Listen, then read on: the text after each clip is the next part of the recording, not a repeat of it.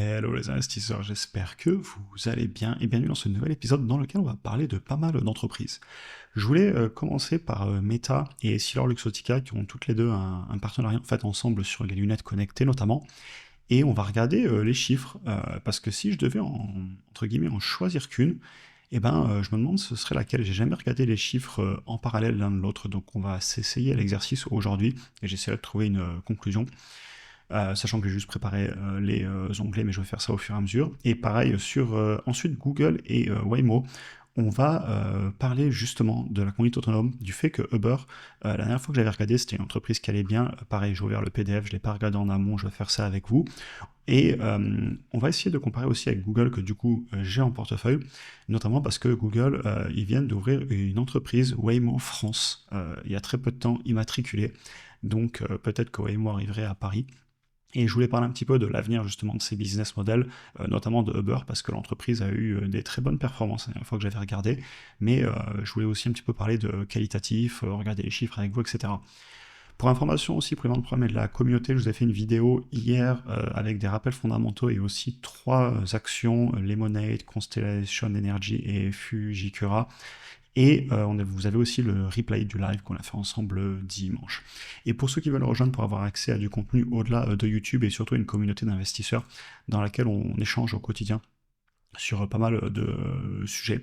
C'est aussi là où je fais toutes mes vidéos live, je partage ma vision d'investisseur, mes ordres d'achat, de vente, etc. N'hésitez pas à nous rejoindre, c'est sans engagement, ce qui fait que vous pouvez tester pendant 1 mois, et puis si au bout d'1 mois vous voulez continuer, avec grand plaisir, sinon vous avez toujours YouTube. Et pour ceux qui veulent de la formation, vous avez aussi celle-ci qui est incluse si vous prenez l'abonnement annuel, et vous conservez évidemment la formation au bout d'1 an. Et évidemment, comme d'habitude, si j'ai aucun cas de conseil en investissement, on attaque avec la vidéo. Alors, Meta et EssilorLuxottica.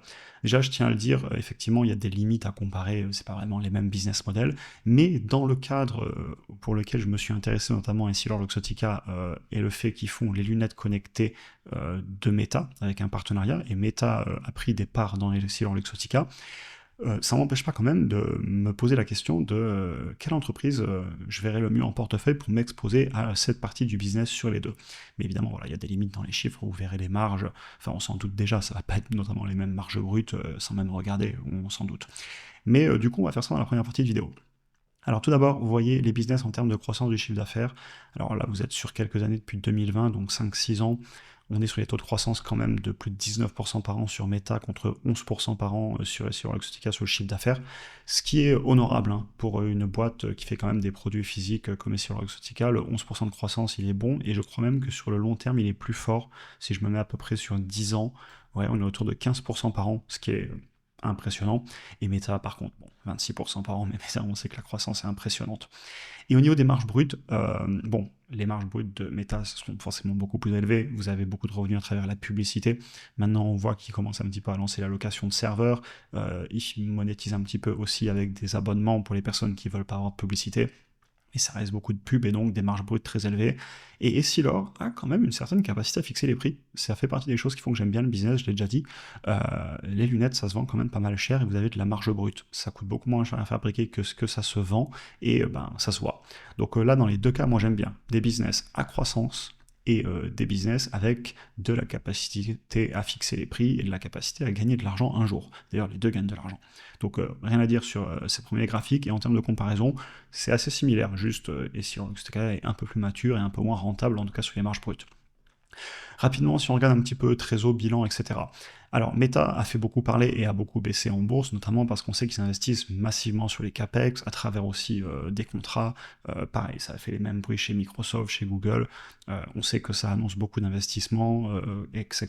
Et que ça prend des commandes en avance sur tout ce qui est les serveurs pour le calcul en intelligence artificielle. Il n'empêche qu'on est toujours en flux de trésorerie disponible positif, et je vais vous montrer notamment le cash issu des opérations, vous le voyez ici en vert, qui est élevé, mais vous vous écroulez ensuite sur les free cash flow, tout simplement parce que regardez les capex qui sont en train d'accélérer. On est sur une boîte qui a quand même toujours plus de cash que ce qu'elle a de dette long terme, même si, je l'ai déjà dit sur Meta, oui, le bilan se dégrade, c'est annoncé, c'est volontaire de la part de l'entreprise. En tant qu'investisseur, il faut le savoir et décider si on est OK avec ça ou pas. Personnellement, investir dans le futur, dans des outils pour ensuite pouvoir intégrer l'intelligence artificielle dans la publicité, dans les réseaux, voire même louer les serveurs, c'est pas quelque chose qui me choque, mais voilà, on est obligé de le dire, dans l'analyse en tout cas. Si on continue sur Luxottica, pardon, j'arrive plus à le prononcer, on a des free cash flow qui sont aussi positifs, on paie un dividende chez eux, on peut largement le payer, je ne vous l'ai pas affiché, c'est une erreur de ma part, je vais vous le mettre, il est là, mais ça pèse vraiment très peu, on peut largement le payer. Au niveau du cash, vous en avez de souvenirs moins que de la dette. C'est un des rares points que j'avais mentionné dans mon analyse sur Essilor, que on est quand même sur une boîte qui a autant de cash que de dette court terme et qui a pas mal de dettes long terme, qui ne cherche pas à la rembourser en ce moment comme vous le voyez. Et au niveau des capex, c'est très faible. Si vous regardez par rapport au flux de trésor des opérations d'exploitation, vous voyez qu'il y en a assez peu, ce qui fait que vous avez beaucoup de free cash flow. Donc c'est propre aussi. Le bilan est plus dégradé que celui de Meta, mais il se dégrade moins vite, entre guillemets, ils ne sont pas en train d'investir massivement. Donc voilà, ça reste un peu moins propre, mais celui de Meta est doucement en train de s'en rapprocher. Donc pour moi là c'est un peu un match nul. Par contre à noter quand même qu'Essilor Luxottica investit moins sur, en tout cas, évidemment, puisque c'est pas tout à fait le même business model, ils ont déjà les usines et tout, alors que Meta, la partie lunettes connectées, c'est qu'une toute petite partie de leur business, c'est infime. Ce qui va nous amener au valo. Donc pour l'instant, on a quand même Meta, une boîte qui a plus de croissance, plus de marge brute, alors marge opérationnelle et marge nette, je ne l'ai pas fait dans cette vidéo, ça vous fera un exercice, allez les comparer. On est dans les deux cas, toutes les deux sur des boîtes rentables qui gagnent de l'argent, vous allez le voir ici. Allez, on va chercher par exemple les marges nettes, et si leur Luxottica, 6-10% là sur le long terme, et Meta, on doit être un peu plus élevé quand même. Meta est un peu plus rentable de souvenir, oui, beaucoup plus rentable. On le sait, et puis en même temps, je veux dire, quand vous voyez les marges brutes, il y a un moment forcément, quand même, vous avez, c'est pas garanti, mais vous avez des chances de gagner plus d'argent à la fin quand il vous en reste plus en haut du compte de résultats. Et au niveau des valos, je ne les ai pas regardés, en plus entre tous les graphiques, vous les regardez un par un, je les ai juste affichés. Je vais le faire avec vous, et on va les afficher, enfin on va les masquer au fur et à mesure. Donc ici vous avez pris par rapport au chiffre d'affaires de Meta, qui logiquement devrait être beaucoup plus élevé que celui d'Essilor, ou alors ça me choquerait, mais non, je le vois déjà là en jaune. C'est logique, hein, vu les marges brutes plus élevées. Donc sur les prix par rapport au chiffre d'affaires tout en haut du compte de résultat, Meta se paye plus cher. On continue, prix par rapport au flux de trésorerie opérationnel. Meta, on est autour des 10, 12. Et Essilor, on est plus élevé. Ok. Là, je m'y attendais pas. Je vous ai dit, j'ai tout affiché, mais j'ai fait exprès de pas regarder le graphique, puis en même temps, les vidéos sont pratiquement en live, il n'y a pas beaucoup de cuts. Mais donc ça veut dire, attendez, je réfléchis en direct, que, ok, Essilor Luxottica est juste plus cher quand je descends en bas, plus en bas en tout cas, du tableau des flux de trésorerie. Et au niveau des bénéfices, Meta 20, Meta je sais que c'est pas hyper cher en ce moment, même si elle est bien remontée hier en bourse, et Essilor 40. Ah ouais, donc ok. Ok, Essilor se paye beaucoup plus cher pour moins de croissance et moins de marge. Ok, alors Essilor, j'avais déjà fait une vidéo, vous avez mes projections dessus aussi. On n'est pas encore à un prix avec une grosse décote pour moi, j'en avais déjà parlé, mais on s'en est quand même rapproché et elle était très très très chère à l'époque là-haut. Mais ça fait quand même un écart de valo. Ok, c'est à noter. Les deux, les valos ont baissé, mais Meta est quand même, je trouve, surtout par rapport à la croissance et les marges, moins cher en ce moment. Je vous fais une réaction en direct. Du coup, j'avais même pas tapé la conclusion, puisque je suis en train de regarder avec vous en direct. De ce que je vois, j'aurais tendance à dire que si je veux m'exposer aux lunettes connectées, d'un point de vue qualitatif, les deux bilans sont pas parfaits, les deux boîtes ont de la belle croissance, les deux boîtes ont des belles marges, donc dans les deux cas, c'est pas éliminatoire. Par contre, au niveau des valorisations, Meta est clairement moins cher. Et c'est un business qui est par contre moins concentré sur les lunettes, moins mature, on est plus dans la publicité, etc. C'est pour ça que je dis la comparaison a des limites, mais dans le cadre des lunettes connectées, j'aurais tendance, je pense, à partir sur Meta actuellement à cause des valorisations. Voilà, et puis après faire un outil de comparaison, personnellement j'aime bien les business publicité, effets de réseau, etc. Un peu plus que les business matures industriels, même si c'est pas si mature que ça vu la croissance. Mais à noter que par exemple j'ai beaucoup de tech en portefeuille et j'ai un peu moins de semi-industriel, même si c'est pas vraiment de l'industriel complète, mais on fait des produits physiques, j'entends. J'aime bien les deux. Mais Meta, ok, sur les valos, je savais que c'était pas cher, mais je me doutais pas que ce serait aussi peu cher par rapport à Essilor. Ouais, et vous en pensez quoi du coup? Dites-moi en commentaire, je serais curieux, sachant que pour moi, c'est pas parce que l'une est aux US, l'autre en Europe, etc. En gros, ça j'ai déjà dit, mais quand j'analyse une entreprise, tout ce que je veux, c'est les mettre les meilleures boîtes en portefeuille par rapport au prix que je paie, peu importe où elles soient localisées. Et Essilor, c'est une très belle boîte aussi. Par contre, la Valo, je suis un peu surpris quand même. On continue avec Google Waymo et Uber. Alors, tout d'abord, Waymo a ouvert une entreprise en France. Donc, est-ce qu'après Londres, ils vont nous annoncer Paris? Ça ferait peut-être du sens. Vous l'avez ici directement, Waymo France, inscrit INSEE le 23 juin 2026, donc c'est super frais. Dans le transport régulier urbain et suburbain de voyageurs sur la route. Voilà un petit peu la classification. Donc Waymo France est ouverte depuis le 23 juin, entreprise créée. Ce qui m'a fait du coup déclencher cette vidéo. Alors, on va pas repasser beaucoup de temps sur Google. Je l'ai souvent analysé sur la chaîne. Euh, je l'ai en portefeuille. Je vais remontrer le graphique. Je pense qu'elle est chère en ce moment. J'ai un prix à payer dans les 220, 225, allez. Donc un peu cher en ce moment à mon goût, elle est à 350 et je l'ai payé 108, ouais, c'est ça. C'était quand l'époque où ChatGPT allait les tuer, etc. Je sais pas qui restera de Google de ChatGPT le plus fort et qui survivra le plus longtemps, mais en tout cas je suis content d'avoir Google en portefeuille, chacun se posera la question. En tout cas de la peur à l'époque. Bref, on est là pour parler de la conduite autonome de Waymo, qui appartient à Google. Et certes, Waymo n'est pas parfait, il y a encore plein d'erreurs, leur véhicule, il y a encore eu des bugs là pendant le 4 juillet à la fête nationale américaine, mais les chiffres d'adoption à long terme seront clairs pour moi par rapport aux alternatives non autonomes. Donc pensez VTC avec chauffeur, taxi, etc. Et je voulais vous ressortir cette étude, alors elle est un peu âgée, elle a 1 an maintenant, elle est de juin 2025, et je vous l'avais partagé une fois, je crois. Et en fait, dedans, ils comparent et ils font des sondages sur les utilisateurs de notamment Waymo, Uber et Lyft. Donc Uber et Lyft, c'est les plateformes de VTC pour commander des voitures avec chauffeur, et Waymo, ben, du coup, c'est sans chauffeur. Et il y avait plusieurs points que j'avais retenus, notamment le fait que la plupart des personnes avaient préféré dire, enfin ils disaient qu'ils préféraient une expérience avec Waymo contre des applications normales de VTC, donc rideshare en anglais. Ensuite, est-ce que les gens pensent que dans 5 ans, les véhicules autonomes seront plus sécuritaires que les VTC?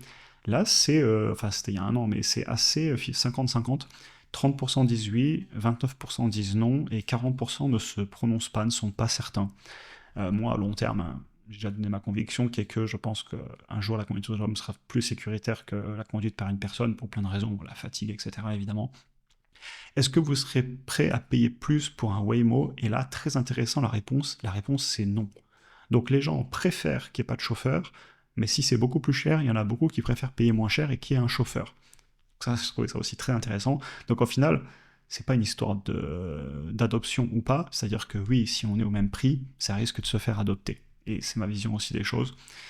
Donc voilà, après je vous laisserai lire le reste de l'étude. Et le facteur principal de décision restait le prix. Et donc, qu'est-ce qui se passe le jour où un véhicule autonome a un prix au kilomètre moins cher qu'un véhicule avec un chauffeur? C'est pas le cas actuellement parce que c'est au début de la technologie, mais sur le long terme, en tout cas c'est ma vision des choses, il y a un moment s'il n'y a pas de chauffeur, ça risque de coûter un jour moins cher quand même. Donc voilà, très intéressant. Ce qui, du coup, va quand même m'amener à parler de Uber, parce que bravo à eux pour leur parcours. Et j'avais regardé il y a un peu plus d'1 an, parce qu'on m'avait demandé dans le school les chiffres, et les chiffres étaient bons. Et je vais les re-regarder avec vous, j'ai juste le PDF, je vais la noter. On va passer rapidement dessus. Alors comme d'habitude, je vais descendre, on va prendre l'item 8 et 9. Mon ordi est à moitié en train de bugger, j'ai l'impression. Allez, on y va. C'est parti, je vais vous le mettre en rouge. Qu'est-ce qu'ils m'ont mis en premier? Ils m'ont mis en premier le bilan. Ok, alors, le cash monte. Il y a plus de cash que l'année d'avant. Là, c'est le bilan annuel, hein. Le document annuel publié auprès de la SEC, l'autorité des marchés financiers américaine. Au niveau de la dette, on a plus de dette long terme qu'on a de cash et la dette est montée récemment. Ok. À voir pourquoi, parce que c'est pourtant une entreprise qui, je pense, est en free cash flow positif. On va le vérifier dans le cash flow statement. Ensuite, ils m'ont mis quoi? Le compte de résultats. Là, vous voyez la belle croissance. D'ailleurs, j'avais préparé juste l'onglet des croissances pour vous montrer, hein. Vous êtes sur une boîte qui, oui, ne brûle pas de cash, je confirme, avec, enfin, les marges de free cash flow En réintégrant pas les compensations en actions, on est autour de 16, 15, 13% selon les trimestres. Et au niveau de la croissance, vous voyez qu'on se balade sur du plus de 20% par an depuis 5-6 ans. Et la croissance, par contre, ralentit récemment. Donc c'est à noter quand même que la croissance ralentit bien. Et attendez, par contre, je voulais retourner sur mon PDF. Donc, vous avez quand même des marges nettes positives. Vous voyez ici, le net income, il est positif. Et si je descends sur mon cash flow statement, je voulais regarder avec vous un petit peu ce que ça dit. Donc, compensation en action, elle monte et il y en a. On est sur du, allez, 1,8 milliard pour 10 milliards de cash issus des opérations. Et les CAPEX, ils devraient avoir très peu ce genre de business. Ouais, il y en a très peu. C'est normal, puisque il n'y a pas beaucoup d'investissement physique. Donc on est en free cash flow très positif, c'est une machine à générer du cash. À noter quand même qu'ils ont réintégré les compensations en action, enfin c'est normal qu'elles soient réintégrées dans le calcul, donc pourquoi pas regarder les free cash flow quand on ne les réintègre pas. Donc voilà un petit peu, et donc la position en cash, comme je vous le disais, elle est montée, vous le voyez, hein, de toute façon vu les free cash flow. Par contre, j'aimerais bien les voir rembourser cette dette. Je pense que ce serait pertinent, en tout cas ma vision des choses. Juste pour finir, le cash il est parti du coup, je pense pas dans le dividende, à mon avis ils ont dû racheter des actions. Il est où mon cash flow statement? Ouais. Rachat d'actions. Ok, on rachète des actions. C'est quoi la valo qu'on rachète des actions? J'espère qu'ils considèrent que la boîte est pas chère, sinon c'est un peu surprenant. Alors métrique, prix par rapport au chiffre d'affaires. Prix par rapport aux operating cash flow. Ah oui, quand même, hein, les valos, effectivement, vu la croissance et les marges, on est sur du moins de 3 fois le chiffre d'affaires et sur 15 fois les operating cash flow. Alors, il faudrait faire des projections, je vous laisse faire chacun son fichier.